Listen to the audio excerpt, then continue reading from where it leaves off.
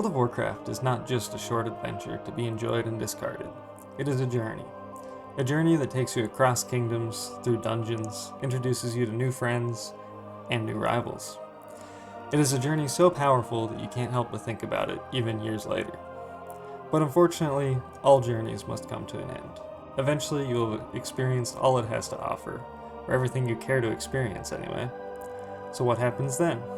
Well, then you play hardcore, of course. My journey started like anyone else's, at the character creation screen. Was this new character destined for greatness, or was it just another body to litter the already blood-stained earth of Azeroth? Only time would tell.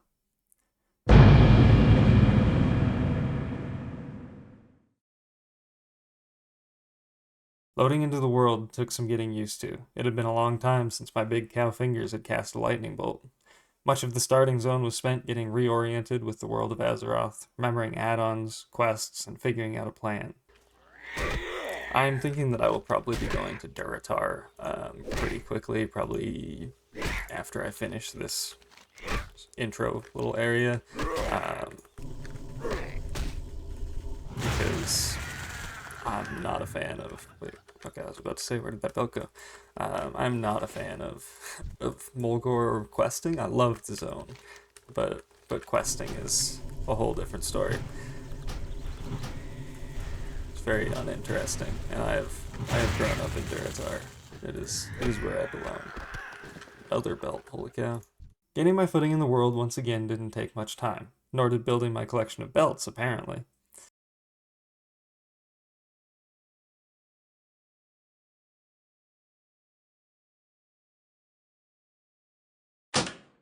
I pushed my way through the simple starter quests of the tauren starting area without much issue, and considered the challenge ahead and my role in Azeroth.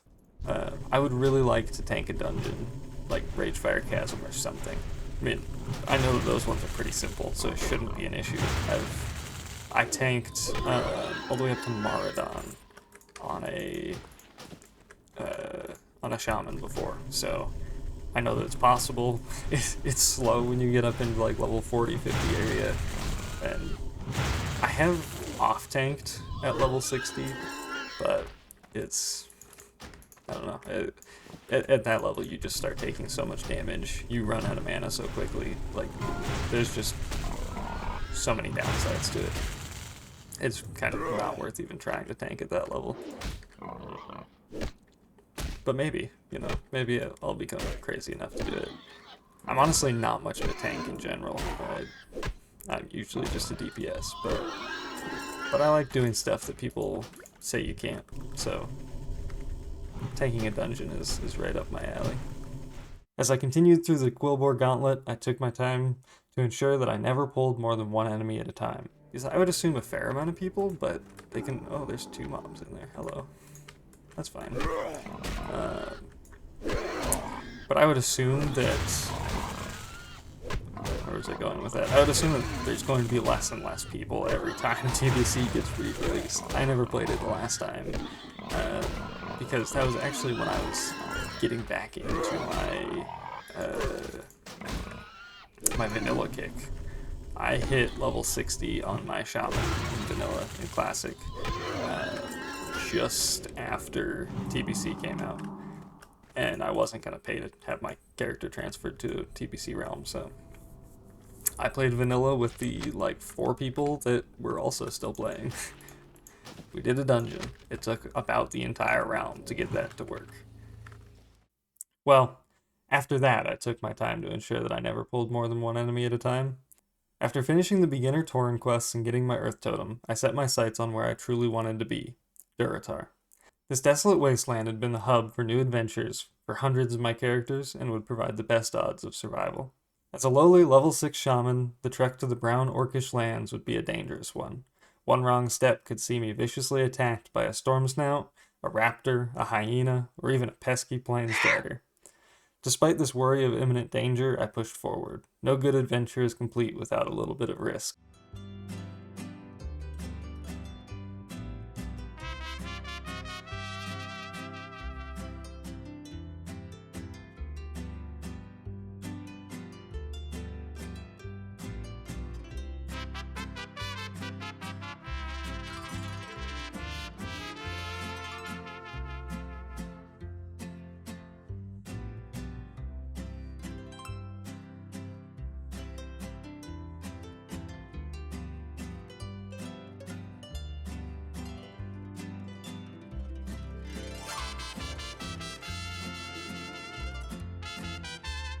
but turns out that this long walk through the Barrens, even at 1000% speed, takes forever. I just wanted to take the time to say that this is my first time making a video like this, and I would love your feedback on how to improve it. If there's anything that you would like to see changed about this video style, please let me know.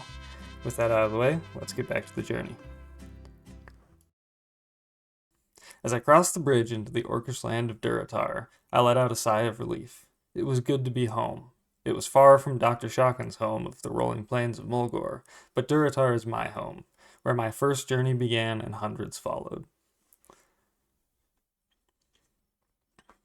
Getting my feet planted in Durotar, I picked up all the available quests in both Razor Hill and Sen'jin Village. You see, I believe they put Sen'jin Village immediately after Valley of Trials to give players a goal. Sure, they give you a few level-appropriate quests, but they also feed you with multiple quests to go to the Echo Isles, a location far beyond the capabilities of a level 5 player. While I believe the intent is to give you something high-level to work towards, most new players, including myself, just forced our way through these quests at level 5, with many deaths to pay for it. This was a mistake I was sure not to make this time. I'll be seeing you again soon, Echo Isles. Instead, I took the far safer option for a level 6 of Tiergard Keep.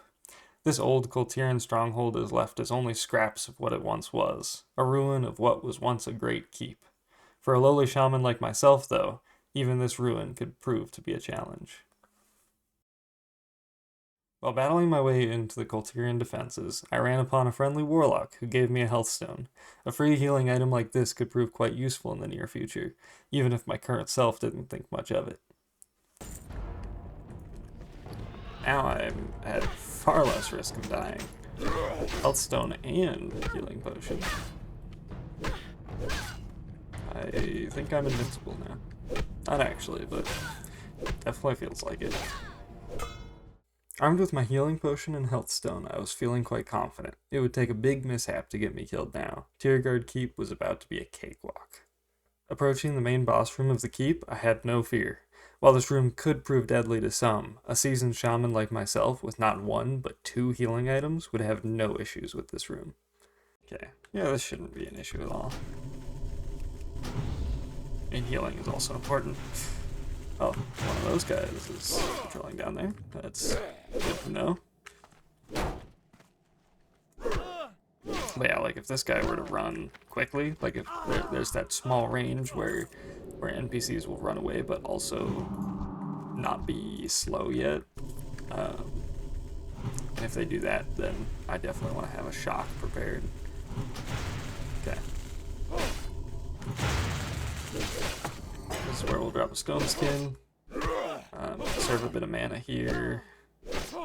Shouldn't be an issue. Shouldn't even need the potion. Might heal, just because. But yeah, that's easy peasy. Solo leveling. I'm not solo leveling. That is not what I do. Yeah, probably didn't even need to heal, but going to anyway.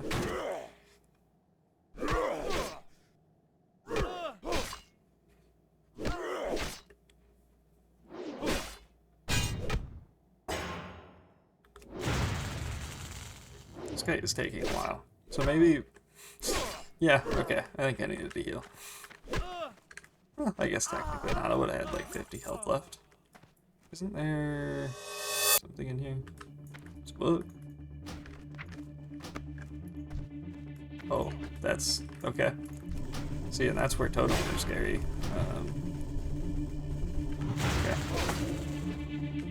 We're gonna do that. We're gonna drop down. How is he still hitting me? That was the wrong one. I should have poached him first, but that's okay. Fortunately, these NPCs are not all respawned yet, so we should be pretty safe. We'll just run out here. Now I'm gonna drop a totem here so that that other one doesn't pull stuff. And now we should be safe. He's gonna reset unless this combat keeps him in combat, but it shouldn't. Look at that, he got slowed. What a loser. Okay. Yep, we're good. A little spooky, but not the end of the world. Now with one close call out of the way, I was sure to treat Tiergard Keep with the respect and caution that it deserves. Let's stay on the safe side. not do anything that's going to get us killed at level 6. That would be embarrassing. Gotta at least make it to like level 15 before we die.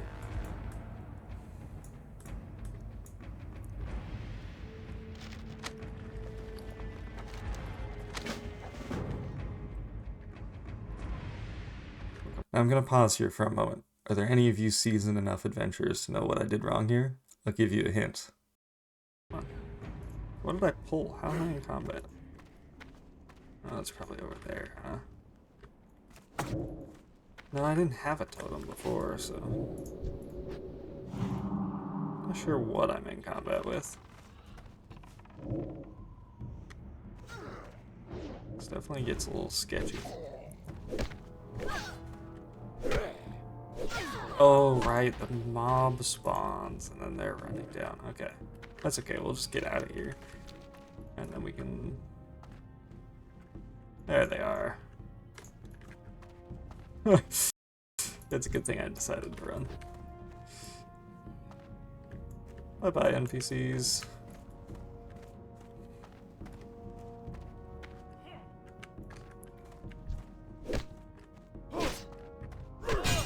Alright, so I can start to see why that place would have been dangerous now.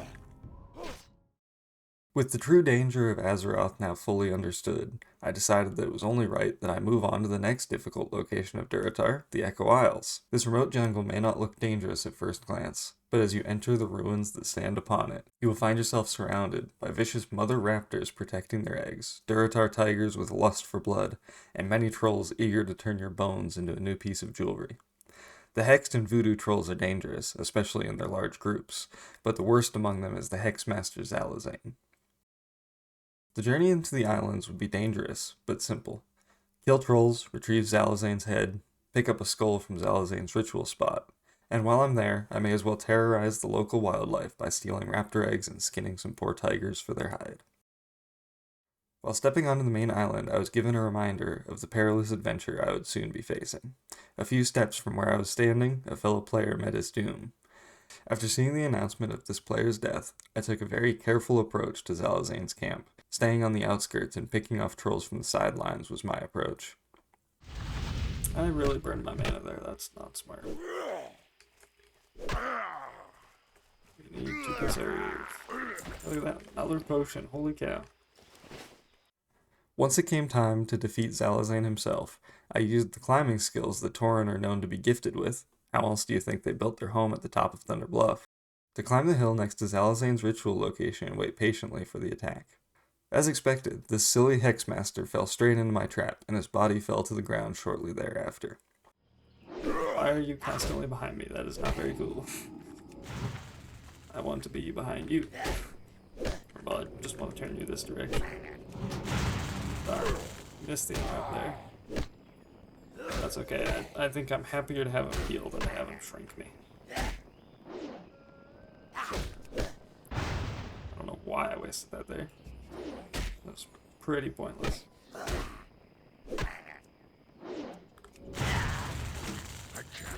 Okay. I can't carry anymore. Go figure. With the head of the Great Hexmaster in my bags, I took care in finishing the final quests. After a few more trolls were delivered to the Earth Mother, the Echo Isles had been defeated. This island that had worried me for its dangers had turned out to be more of a vacation island than a raid on a troll village. With this grand adventure ending on a high note, it was time for Dr. Shawkins to rest. After a long day of adventuring, a night at the Razor Hill Inn was more than deserved.